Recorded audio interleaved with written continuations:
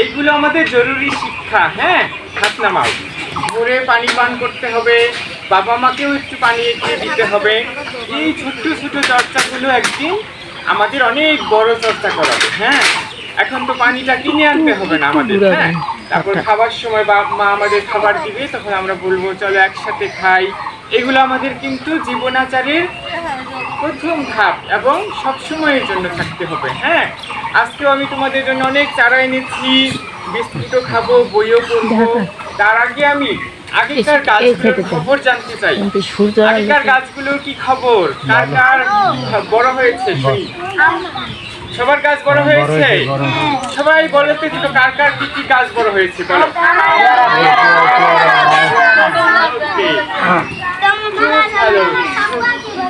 সব গাছই বড় হয়েছে, সবজি ফল যা নিয়েছিলে সব বড় করেছে। এই যে দেখো, এই যে দেখো তাপ বাড়তেছে, এই যে তাপ বাড়তেছে। সবাই বলতেছে যে গাছ লাগানো হচ্ছে না, সবাই খালি গাড়ি কেনার ধান্দা করে, এসি কেনার ধান্দা করে, গাছ লাগায় না। কিন্তু তোমরা কিন্তু গাছগুলো পুরস্কার পেয়ে যাচ্ছ, তাই না? তোমরা বলবা যে মামুন ভাইয়ার কাছে বই পড়ি, মামুন ভাইয়ার ক্লাসে শিখি, আকাশতলার ক্লাসে, আর মামুন ভাইয়া আমাদের তার হাতে বানানো চারা গাছ পুরস্কার দেয়। আজকে অনেক পুরস্কার আছে, বীজ আছে। হ্যাঁ, সব দেব। তো এই হলো আমাদের আকাশতলার ক্লাসে। তাহলে আমরা পরিবেশের প্রতি মানে আমরা অনেক কিছু শিখি, জীবনাচার শিখি, আমরা বই পড়ি, বই পড়ে আবার চেঞ্জ করে দাও। হ্যাঁ, আজকে অনেকগুলা বই এনেছি।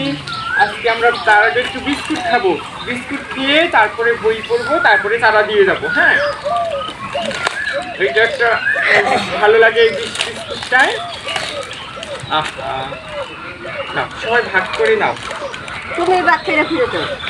আচ্ছা না, ওরা ভাগ করে নিবে, দুইটা দুইটা করে নাও। এই যে ধরো, দুইটা দুইটা আশেপাশে দাও। এই যে একজন আরেকজনকে দিবা, এইটাও একটা সামাজিক সামাজিক শিক্ষা। দুইটা দুইটা করে নাও, বড়জনকে দাও।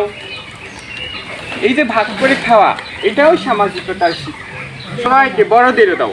আমার খুব ভালো লাগে আমার আকাশতলার ক্লাসে, দেন আশেপাশে দেন, আমার আকাশতলার ক্লাসে বড়রাও বসে। বড় একটা হইল,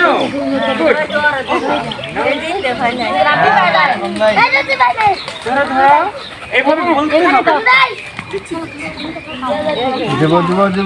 এইভাবে না বলতে হবে, কথা বলতে হবে, প্রশ্ন করতে হবে, উত্তর দিতে হবে। দাও, কে কে পাইনি দাও,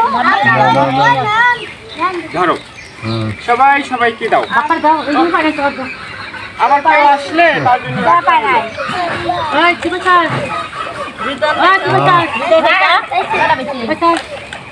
ঠিক আছে, হয়েছিল।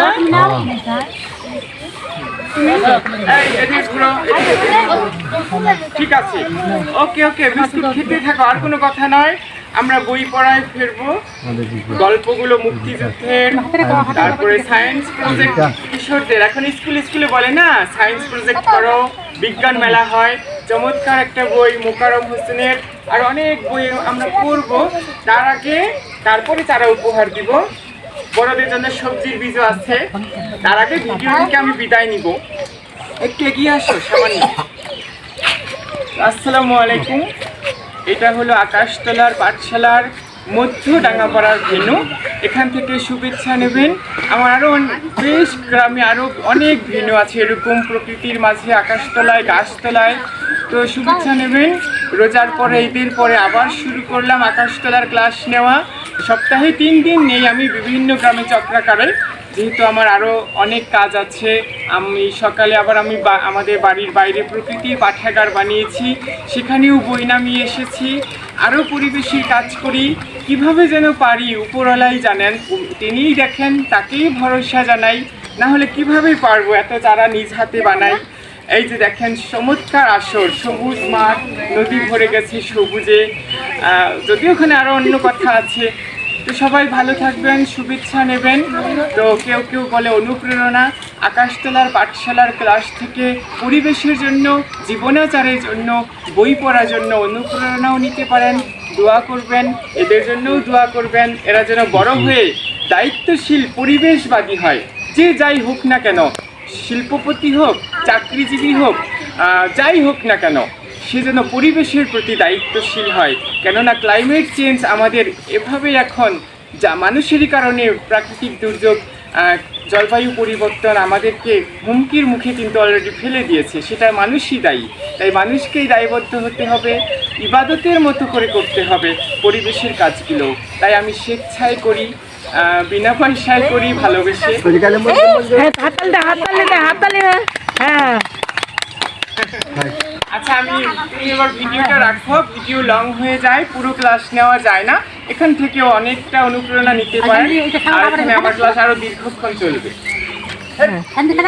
কাটবে কাটবে হ্যাঁ হ্যাঁ কিশোর সায়েন্স প্রজেক্ট, তাই না? কি সুন্দর। এখন স্কুলে আমি শুনি দেখ, বছরে একবার করে বিজ্ঞান মেলা হয়, অনেক কিছু শেখার আছে এই বইটাতে। হ্যাঁ, আমি পড়ি, তারপর আবার তোমাদের দিয়ে যাব।